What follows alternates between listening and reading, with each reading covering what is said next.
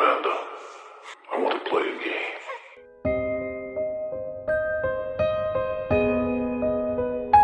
Hey horror freaks, welcome back to my channel. My name is Amanda. As you can see from the title, today's video is going to be my spoiler-free review of Late Night with the Devil. Now, if you saw my video about the horror movies that are going to be released this month, you probably remember that I said that most likely I wasn't going to be able to watch this film the day that it got released. As today, March 22, this film is now available in theaters, but I said that I wasn't going to be able to watch it for this date because this film will not be released in Puerto Rico, and it's not going to be. But thankfully, on Wednesday, I got a screener directly from IFC Films. You guys have no idea how happy I was, but also how grateful. Type of opportunities that I am never going to take for granted. This is not something that usually happens for me. Yes, I have received screeners in the past, but from Shudder.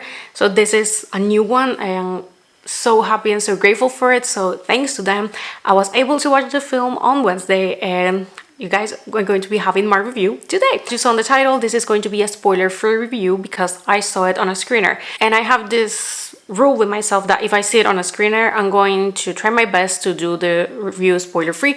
So that's what I'm going to be doing.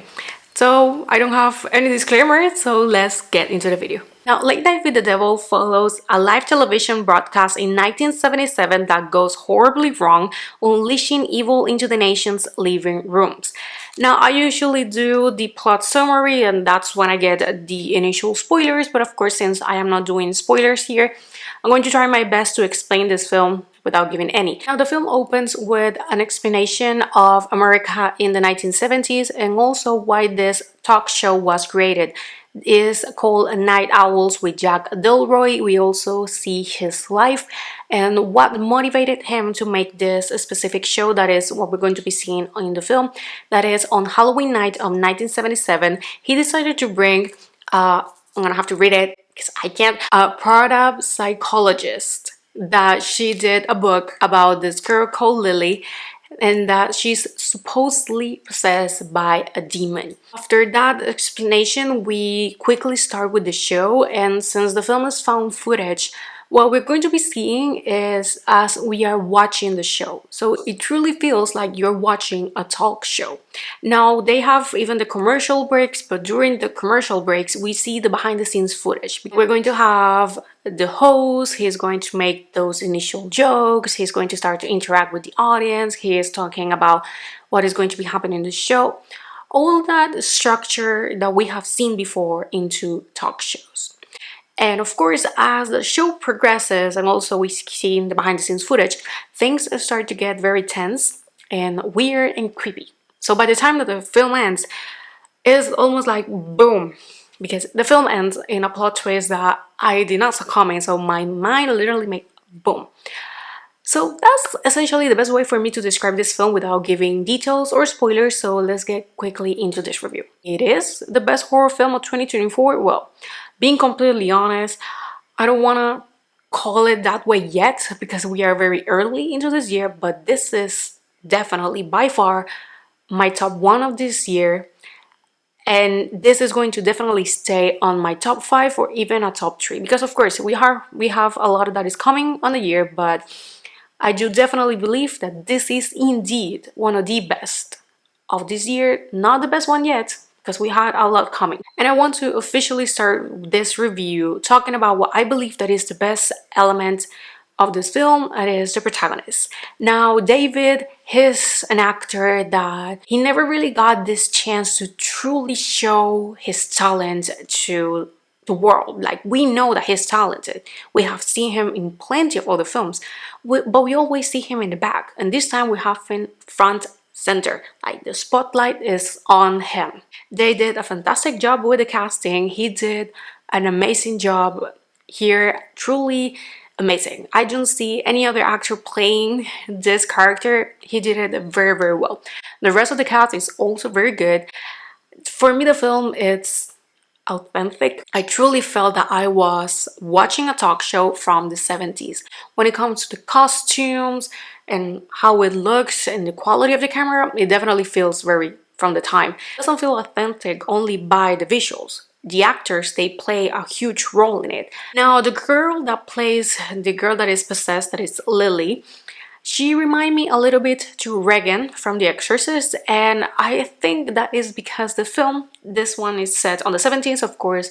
The Exorcist takes place in 1973, so the fact that we are on the same time, of course they're going to have similar hairstyle and also the outfits, although they do not dress precisely the same, but it's just the way that they look in general, and also the makeup that they use for this girl is not fully as The Exorcist, but definitely the moments that she has the makeup on, she reminds me a little bit to it. I don't know if they were inspired by Regan's look or if it's just a coincidence because the films take place on the same time period. So I don't know, but I found that detail very interesting. It comes to the practical effects that they use. I think that they were pretty cool. There are some moments that are very disgusting. They did a pretty good job, but it's minimal, the gore that we're going to be seeing here, because this one is a possession film at the end. But something that I want to clarify here is that this is not your typical possession movie, but I mean it in a good way.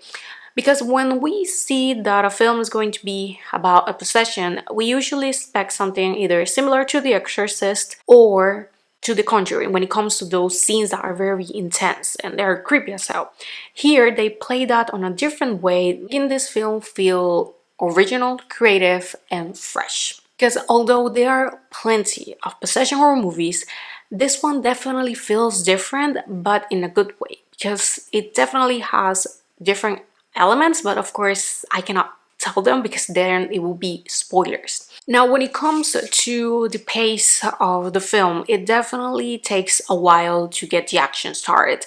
I looked at the time bar and it was almost an hour from the moment that the action kind of started, because it definitely plays like a talk show, and because we have the commercial breaks, we going on and off with the show, and of course it takes its time. Now, the only critique I could have is the fact that because they did the commercial breaks, it kind of takes you out a little bit from the atmosphere that has been built up with the show. And they did a pretty good job with that, but it's kind of like, okay, so let's take a break, everybody. Okay, so let's go once again. And it kind of takes you out and then brings you in and then once again takes you out. Luckily, they aren't that often, but they happen around 3 to 4 times. I didn't really count, but they happen a few times, and they took me out a little bit. But luckily, they aren't that long either.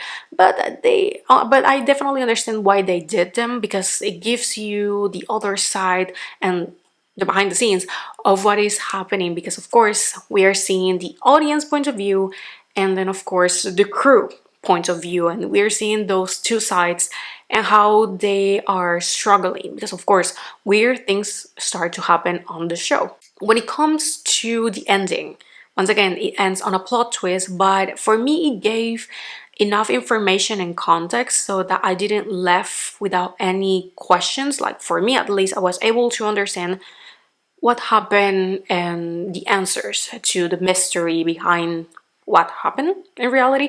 So I think that they explained that pretty well, but I did not saw it coming. So for me, the film, of course, is not predictable. First, if you have seen talk shows before, you know how these things play. For me, it was really hard to predict what was going to happen on the story and also the direction that the film was going to be taking, because when I saw the trailer, I thought that the film was going to be one thing and then turn out to be different. But once again, I mean that on a good way, because they kind of tricked me.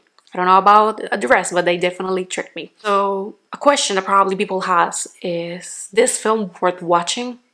Definitely, 100%. You don't want to miss this. Now, I already say, for me, this is not the best one of the year yet, but is my favorite and my number one until now, meaning that the rating is pretty high. So for me, this is a 4.5 out of 5. The 0.5, I'm taking it away because of the commercial breaks. It definitely took me out a little bit, but for the rest, I think that it's an almost excellent horror movie. I am very pleased with it. It was worth the waiting. So I am very, very happy with this one. And with this, I end the review. It kind of feels weird not giving all the details, because there are a lot of things that we could like keep talking, but of course, those will be spoilers. But for now, I can tell you that if you have the chance to watch this in theaters, do not miss the chance, because this is going to be a limited release. If not, you guys gonna have to wait until April 19 that the film will going to be officially released on Shudder. But with this, I end the video. Thank you so much for watching. Let me know down below if you saw this film, what thoughts. Are you planning on watching it? Are you waiting for Shudder? Let me know down below your thoughts. Thank you so much for watching, and I'm going to see you guys on my next video. Bye! Game over.